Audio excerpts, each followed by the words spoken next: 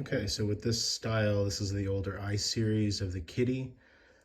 What we're gonna do is we're going to undo both of these and release this and put the new mount on, and I'm gonna show you a comparison of the mounts.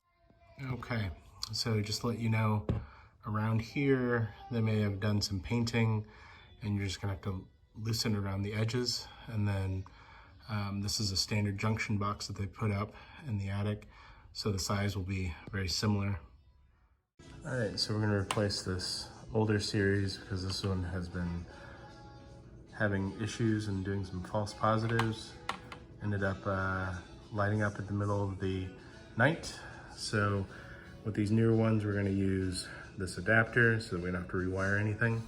And then we've got this smoke alarm that we're gonna replace it with. So I'm gonna show a comparison of the, all right, so the old mount is on the top and the new mount is on the bottom. They match up.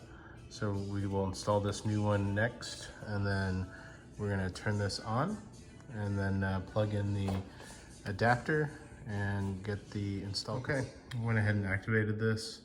We turned that into the on position and it made one beep. So that's in place for where the adapter is. Don't have to rewire it.